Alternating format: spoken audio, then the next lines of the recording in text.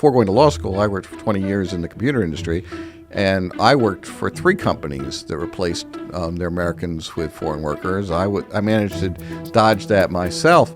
American workers are being displaced. I think the second most important one is that overall wages are being depressed.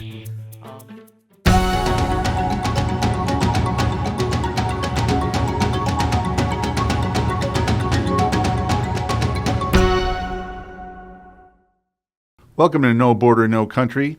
We're talking about an issue that's been in the news lately, H-1B visas. Matt O'Brien, tell everyone what this is and why it's relevant. So H-1B is a temporary visa that allows people in specialty occupations to come in and work in the United States.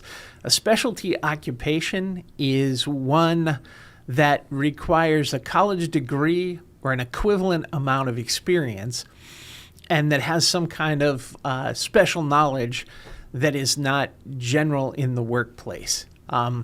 It tends to be used in the U.S. by degreed professionals coming from foreign countries, although the biggest user of this category right now is tech workers, computer programmers, computer engineers, software engineers, so on and so forth, mainly from India and China.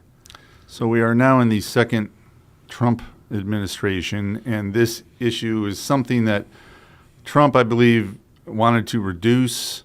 And there was a little controversy recently because Vivek Ramaswamy and Elon Musk had said some things that they were a little more favorable to the program. What was going on there? Well, I think Ramaswamy and Musk have both been heavily involved in the tech industry, and they have seen some, fairly high-quality people come through from other countries.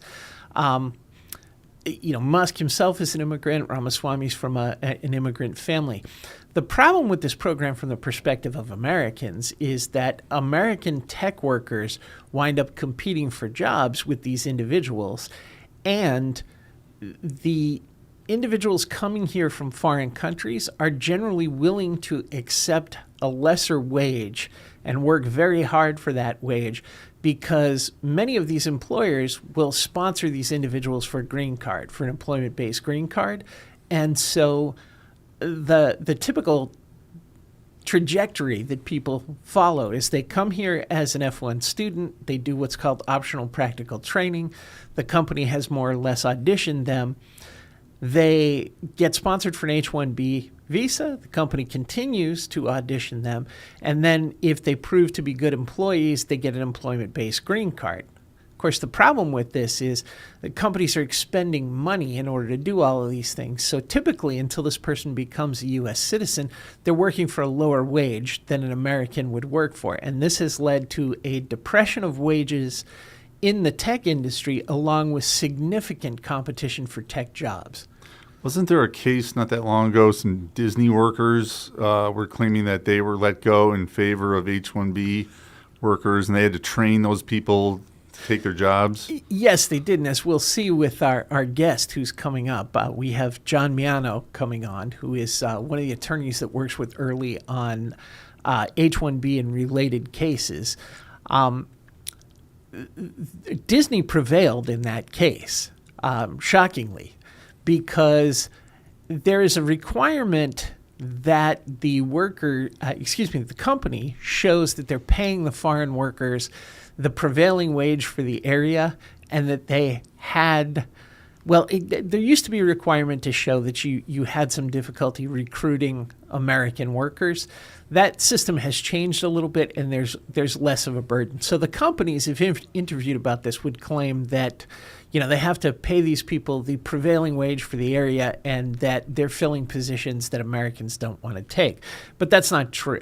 And FAIR, one of our allied organizations that works on immigration issues, has done a couple of studies showing that STEM workers, American graduates who want to work in the science, technology, engineering, and mathematics fields, are not getting jobs.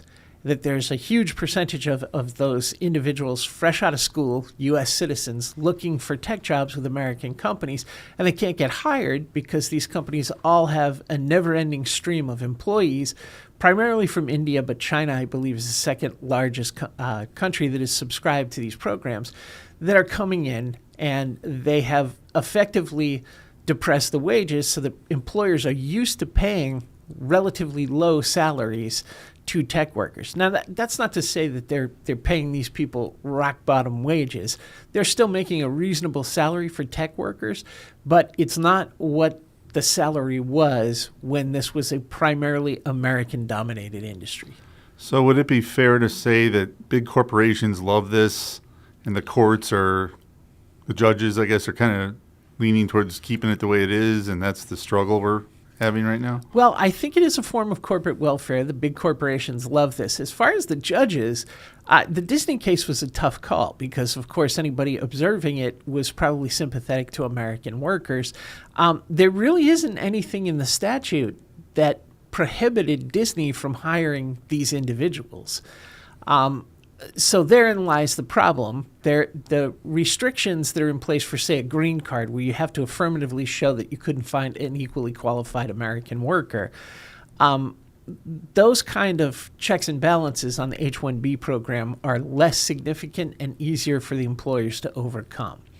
And so that leads to results like the ones in the Disney cases. And so I think President Trump has been concerned about this for two reasons. One, he doesn't want to see Americans competing with foreigners for jobs in the United States. And number two, President Trump, at least in the past, was a fan of skills-based, merit-based immigration programs that run on a point system. Canada runs one similar to that. Australia, I believe, has the most effective one. And those are immigration systems where instead of an employer saying, yeah, we've got this tech worker who wants to, work for, name the company, and we're going to sponsor them.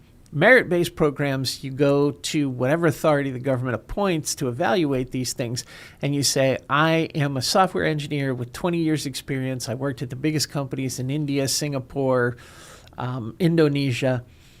I have this much experience. I fluently speak English. I have this much money in the bank. I can integrate into American society.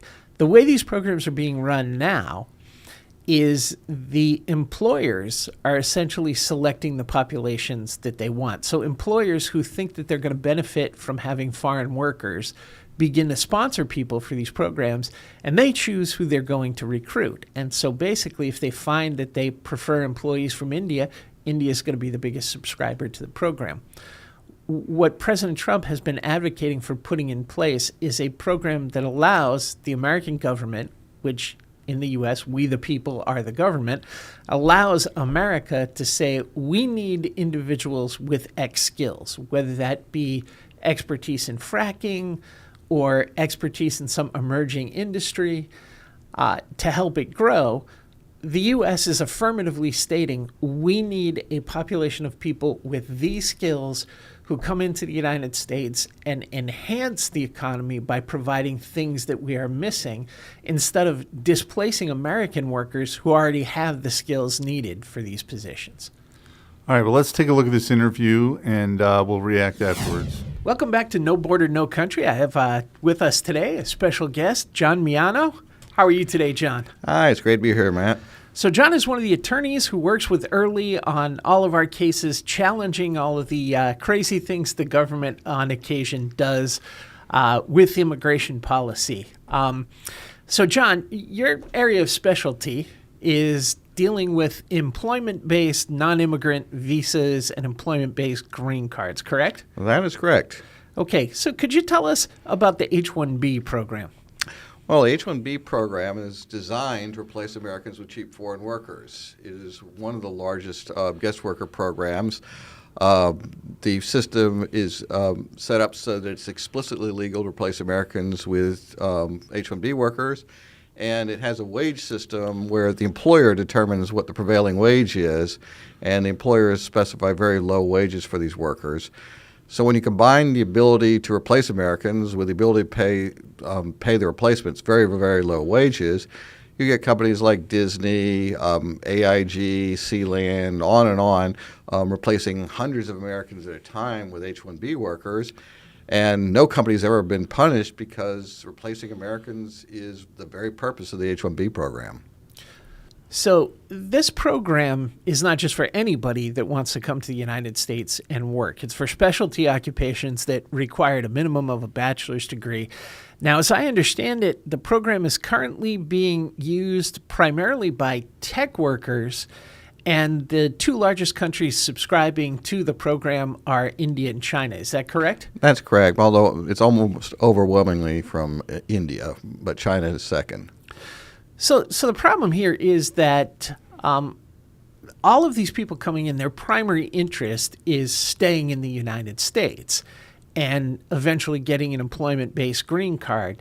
And what they typically do is they're willing to work for lower wages while they go through that process. So what is that doing to the wage rates and the job market for American employees who are looking to get into the tech industry? Well, several things are happening. One, the job market is flooded. That if you add the number of H-1B workers in computers and the number of graduates in computer science and the number of graduates in related occupations like mathematics and computer engineering, where people would go into computer jobs, it exceeds the number of computer jobs we're creating each year.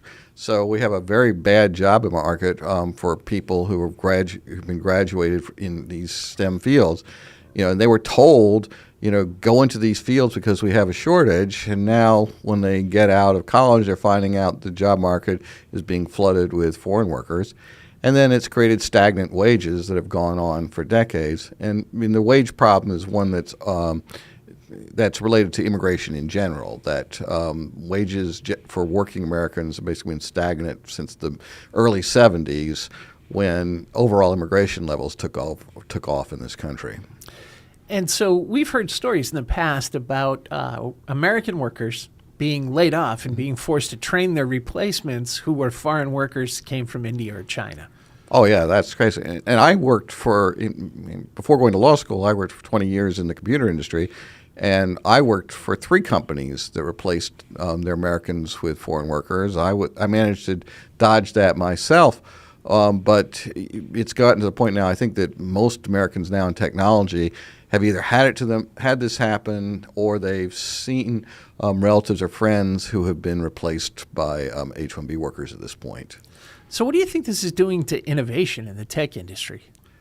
Well, what's happening is it's telling people to get out of tech and go into other fields, and what happens is you find that Americans tend to be the most innovative in these fields. One of the issues is cultural. It's cultural. That Americans interact in a way that's better. For example. That if a typical American programmer encounters a technical issue they can't find, they go and ask their next door neighbor. Your typical European programmer spends 2 weeks trying to find the answer in the manual. So by undermining the Americans and the advantage Americans bring, and that includes a recent study, National Science Foundation found that American programmers greatly outperform their foreign counterparts. So by relying on foreign workers, we're undermining our own productivity. As I understand it, one of the reasons we have spaghetti code is because of this, because the tradition when people were writing code was to backtrack until they found a bug and then fix it. And then when we started bringing in all of these foreign programmers and computer engineers, the solution became put a patch on it. Yeah. Yes, spaghetti is a good term we used frequently when dealing with H-1B written computer code, and in fact, it's even a good term to describe the H-1B statutes themselves, is that they're a giant tangled mess as well. Yeah, I worked for many years in law firms that did H-1B applications, and what I always found frustrating is we would get people that came from outside of the tech industry. I had a chartered shipbroker one time come from Germany as an intercompany transferee and did about $11 million of business on the first day that he was in the United States. And the then INS didn't want to give him an H-1B visa because they said that this was not a specialty occupation. Of course, to get in the chartered shipping union or equivalent, you have to have special education in order to do that. So this is depressing wages. It's stifling innovation. It's become a sort of corporate welfare program for tech companies. So what have you and groups like Early been doing about this? Well, Early's been very active in taking on these work programs because H-1B is just the tip of the iceberg. We have H-1B, OPT, H-4 EADs, L-1. It's a whole alphabet soup. And one of the problems what we've now encountered in the foreign labor issue is that the Department of Homeland Security declared under Obama that it has the ability to allow any class of workers to work in the United States so that it shares power with Congress. So one litigation we have now is over what we call H-4 EADs, which allow the spouses of H-1B workers to work. And industry has sought that so they can get a twofer with an H-1B visa. With each one, they get a second worker. Currently, this is restricted to just spouses who have applied for green cards and are in the green card queue. But undoubtedly, that'll get expanded later on. And we have now basically a circuit split where the D.C. Circuit is finding that the DHS does have this vast power that it shares with Congress to allow such foreign employment. And in the Fifth Circuit, they've just said last week with the DACA program that the DHS lacks this power. So we're now hoping that the Supreme Court will finally resolve this issue because it's been going on for 10 years now without the Supreme Court reaching a decision on that. So just to clarify for our viewers, EAD stands for Employment Authorization Document, and H-4 is a new category of non-immigrant visa that was created under the Obama administration that hadn't existed before that enables H-1B spouses who haven't applied for any job in the United States as part of a visa process to get permission to work. Well, the H-4 visa was created in 1970, and that for 45 years, DHS interpreted it as not permitting work because it allows the spouse to accompany or join. It doesn't say work, and there's a general prohibition against aliens working in the United States. Suddenly, the Obama administration, under the pressure of industry groups, flips and says, okay, now these people can work. As you're correct, they call it Employment Authorization Document. And there's a whole slew of these employment authorization that have cropped up entirely through regulation. So, for example, one of the issues we dealt with was the optional practical training program that allows aliens to remain in student visa status for 3 years after graduation. And in that case, there's a rather chilling example. Microsoft came up with that idea of allowing aliens to work for years after graduation on student visas as a means to circumvent H-1B visas. So H-1B is for college educated, and you would take college graduates. The issue with the statute says that student visas are supposed to be solely for those pursuing a course of study at an academic institution. Microsoft pitched this idea to the DHS secretary at a dinner party, and then DHS ran with it and in secret worked with lobbyists to produce regulations to implement Microsoft's plan, and then threw them out without notice and comment. When I grew up in North Carolina, we would call that corruption. But it was the sad thing is that the federal courts defended this system of government of Microsoft, by Microsoft, for Microsoft at every step of the way. So again, to clarify for the viewers, F1 students are foreign nationals that come here to study in U.S. universities. And once they graduate, traditionally, prior to the expansion of the program, they had 1 year for what was called optional practical training, which was to gain job experience in the U.S. with U.S. companies. And that was expanded without any authorization from Congress for up to 3 years. And I believe that was limited specifically to the STEM fields. It was limited to STEM, but now everything is being classified as STEM. Okay. So as to get in on this. And even the 1 year limit was also done without notice and comment and had no basis in the statute either. Yeah, I'm not sure that the optional practical training itself has any basis in the statute. So, and you had referenced a circuit split. So I'm sure we have a lot of viewers that are attorneys, but for those who aren't, explain what happens when there's a circuit split and why that winds up with the Supreme Court. Well, what happened is in the United States, we have the courts are divided into circuits, and there are 11 of them plus D.C. Circuit and the special federal circuit. And each one operates relatively independently, and they can decide the law on their own. But there's some effort generally among the circuits to try to agree with each other. If one circuit decides something one way, the other circuit will try to accommodate them. But sometimes they get divided and completely, so they're completely separate and different. And then the job of the Supreme Court is to then resolve these circuit splits and decide which is the law that's supposed to apply in the entire country.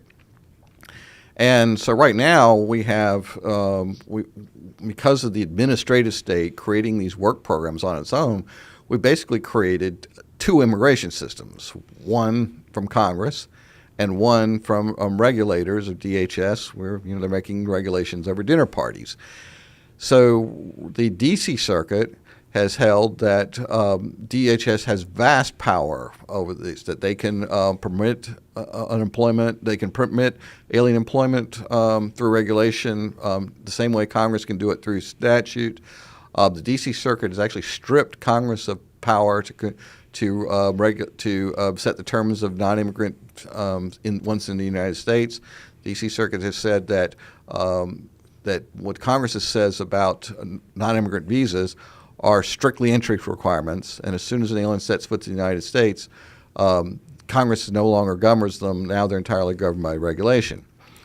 On the other hand, on the Fifth Circuit, they have come to the opposite conclusion. The DHS does not have this vast power, and last Friday we had the DACA decision, in which the court held that the Fifth Circuit held that DACA was unlawful. And the reason they held it was unlawful is that it was affirmatively granting work permits to this group of illegal aliens without any authorization from Congress. So the hope is that the Supreme Court will finally step in because the failure of the Supreme Court to decide this issue has created chaos. I mean, one of the biggest examples of the chaos is over parole.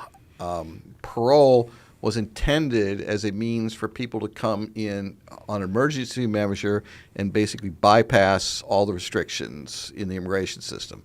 So if your country is banned from sending people to the United States and you needed heart surgery, it would allow them to bring a person in on parole where they technically have not entered the U.S. They're in the U.S., but they haven't technically entered the U.S. And then have your heart surgery and go back. The Obama administration, through regulation, allowed parolees to work through these EADs.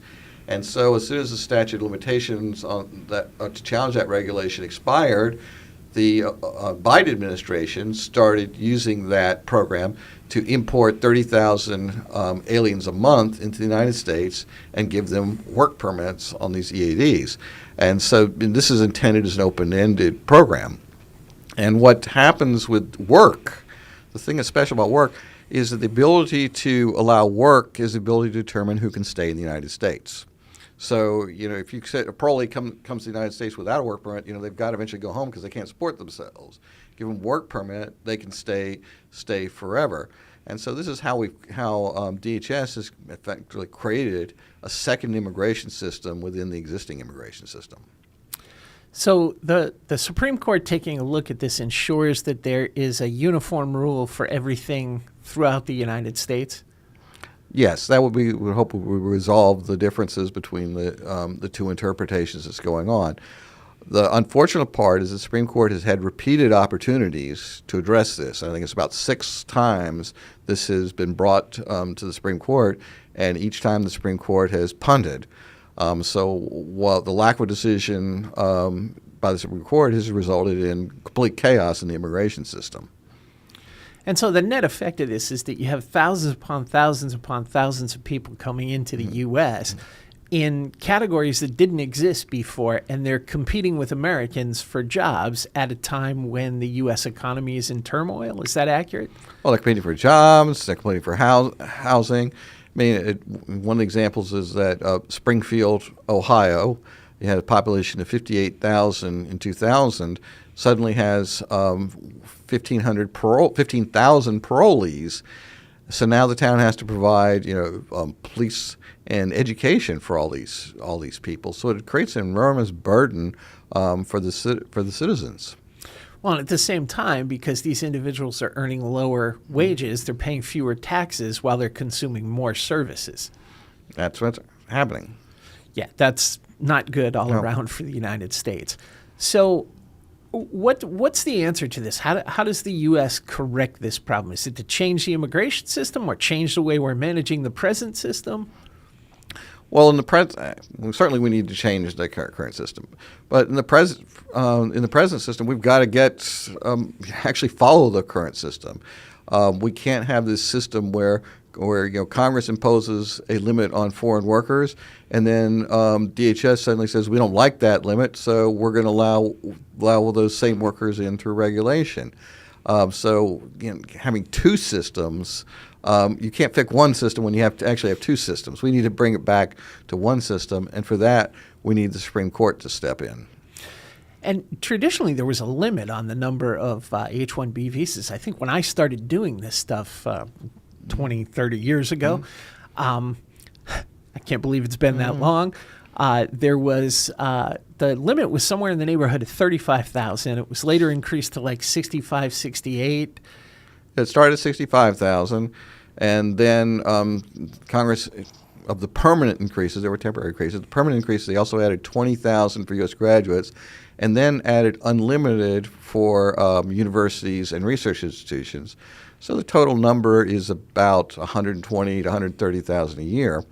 So since 1991, the number of H-1B visas available have doubled. The economy certainly. And the population hasn't certainly doubled in that time. There's been a vast growth in the number of H-1B visas.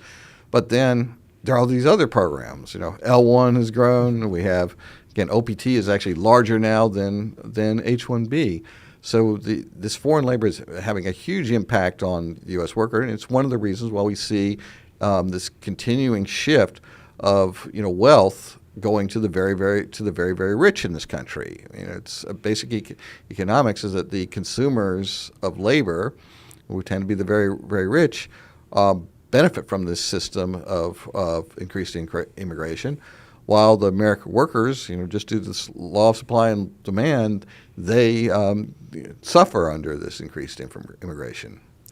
And just to put that into context, I grew up in Massachusetts. The town I grew up in has a population of about 100,000 people. So that's every year the United States is adding the equivalent of the population of a mid-sized American city in foreign workers who then compete with American workers for jobs, housing space, public services, educational space in the schools. Yeah. It's a vast thing. And what people don't realize is how this has affected the ordinary Americans. Over the past few weeks, we've seen media coverage of H-1B for the first time. And articles came out from the mainstream press. Not one of them mentioned that it was perfectly legal to replace Americans with foreign workers. They would all have these sections on why people are opposed to H-1B and have no mention at all of Americans being replaced, because we now have a corporate-controlled media that censors these things. ABC is owned by Disney, who's replaced thousands of Americans. They have no incentive to report on this issue. McClatchy newspapers is another one. They've replaced Americans with foreign workers, so they have no incentive to report on this either.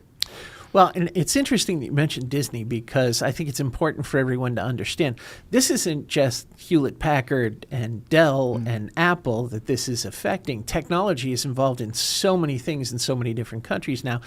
Disney, I believe, was the defendant in a suit about replacing workers.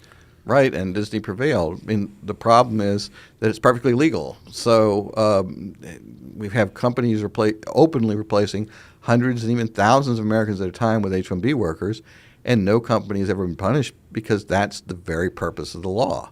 And that's what American workers are up against. And even worse, American workers are up against a Congress that would vote to make it legal to replace them with foreign workers. That's a shocking thing, that this country has reached the point where Congress will basically stab its citizens, its voters, in the back like that for campaign cash. Now, to make it clear for everyone that's watching, this is not a preference that all foreign workers be eliminated from the United States. What you're saying is that we need to have a system in place that benefits Americans and benefits the United States broadly in order to bring people who want to work here into the United States. Yes, well, that's one of the problems of the immigration debate, is that immigration is like a thermostat dial. It's not the on and off switch for your furnace. And unfortunately, the media and many members of the Congress tend to treat it as an on and off furnace dial, not something that has various levels. I think the other thing that maybe a lot of the viewers are aware of but don't completely understand how deep the effect is, this system permits the companies to choose the workers, set the number and type. It's not the U.S. government saying, well, we need more mining engineers to enhance our energy extraction, and so we're going to allow companies to recruit those.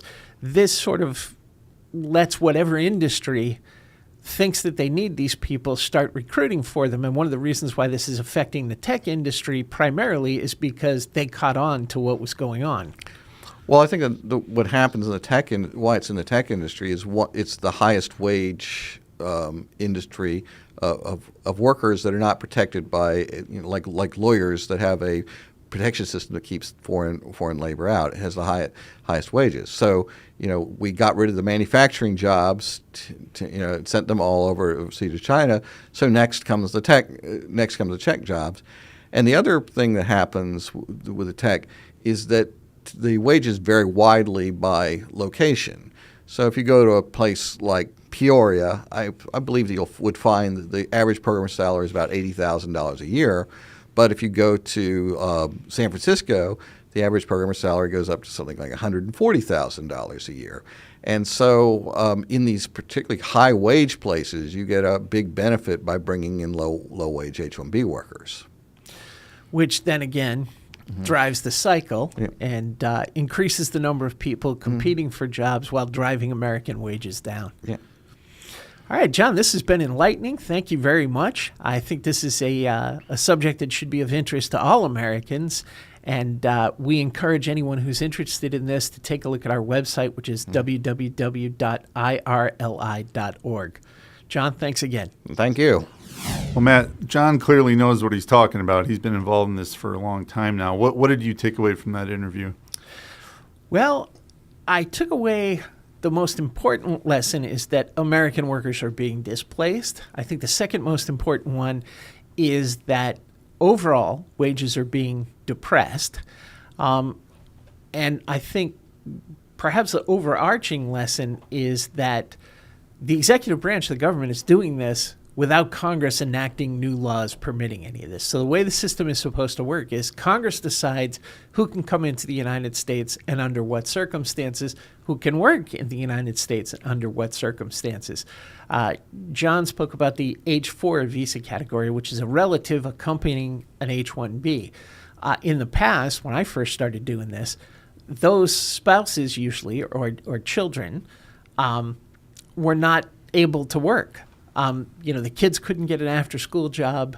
The spouses couldn't get a part-time job doing anything because the primary reason for those individuals to be here was for the H-1B worker.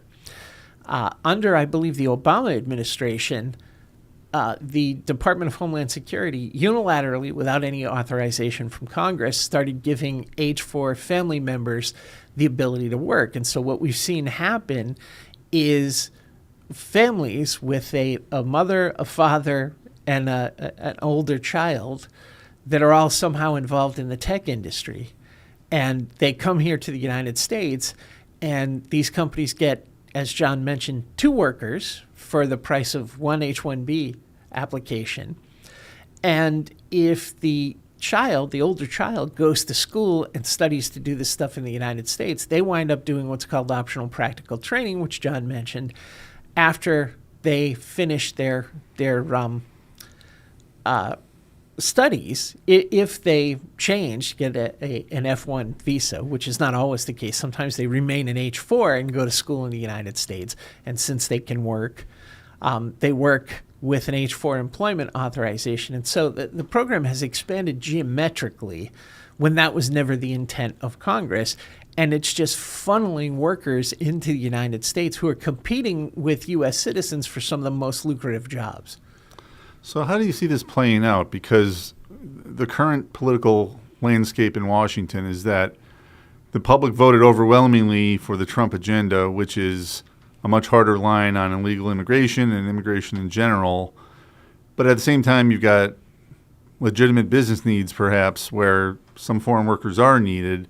So how do you see that shaking out? Brian, the way I can see this working out is President Trump doing what he has done in the past and what he does best. He has a great respect for the law, and he tends to read the statutes and then implement the programs the way that the statutes say they should be implemented.